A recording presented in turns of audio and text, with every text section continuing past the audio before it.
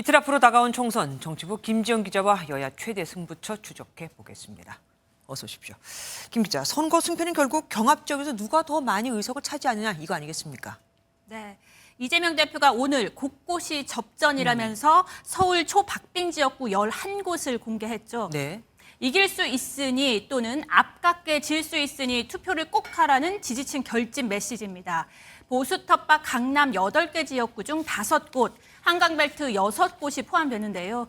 이번 총선 승패를 가를 경합지는 이 대표도 언급한 먼저 한강벨트인 마포, 용산, 성동과 광진, 동작 등 13개 지역구입니다. 그중에서도 특히 더 치열한 지역구가 있겠죠? 네, 7곳이 오차범위 내에서 다투고 있습니다.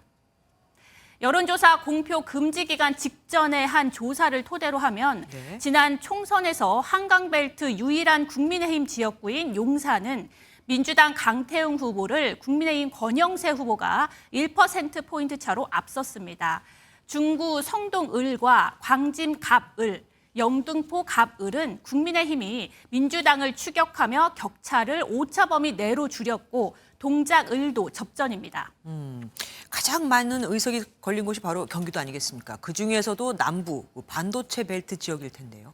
네, 경기도 60석입니다. 그 가운데 17석, 즉 의석의 28%가 몰려있는 반도체 벨트가 승부처입니다. 네. 용인과 수원, 화성 등으로 지난 총선에서 단 2석을 제외하고 모두 민주당이 석권했습니다.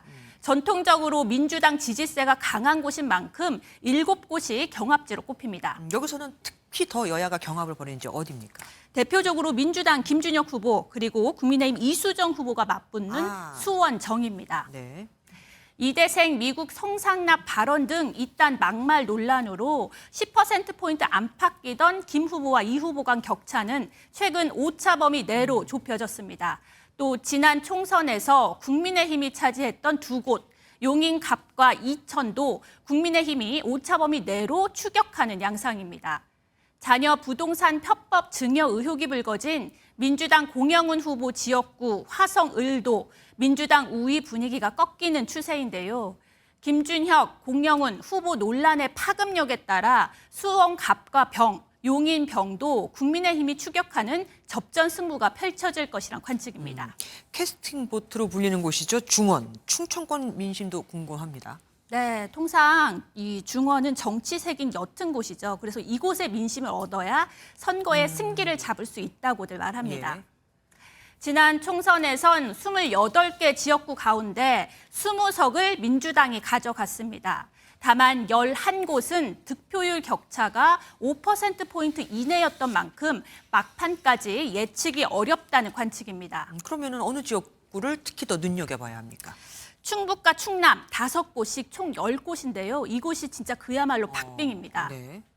충북 보은, 옥천, 영동, 괴산은 민주당 이재한 후보와 국민의힘 현역 박덕흠 후보가 1%포인트, 충남 보령 서천은 민주당 나소열 후보와 국민의힘 현역 장동혁 후보가 2.7%포인트 차이로 국민의힘이 근소하게 앞섰습니다.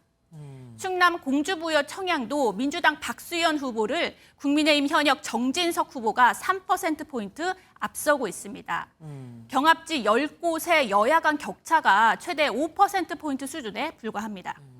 우리나라에 크게 3개의 벨트가 있잖아요. 네. 서울에 한강 벨트가 있고 반도체 벨트가 있고 그리고 또 낙동강 벨트가 있습니다. 여기는 네. 어떻습니까? 이 낙동강 벨트 지난 총선에서 민주당 5석 그리고 국민의힘 4석 이렇게 정말 사이좋게 나눠 가졌는데요. 이번에도 접전입니다.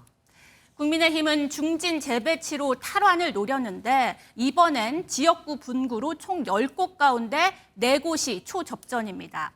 부산 강서는 민주당 변성환 후보, 그다음에 국민의힘 현역 김도은 후보 간 격차가 1.3%포인트입니다. 중진 국민의힘 김태호 의원이 재배치된 경남 양산을은 민주당과 격차가 2%포인트, 부산 북구 을, 사을도 오차범위 내에서 민주당 우세입니다. 네. 오늘 대통령 지지율이 지난주보다 1%포인트 오른 37.3%라는 여론조사가 나왔는데 이 추세가 선거에 영향을 미칠지도 봐야 할 것 같습니다. 예, 선거 막판에 이 경합지 민심을 어느 당에 더 휩쓸어 갈지 중요하겠습니다. 지금까지 김지영 기자와 함께했습니다.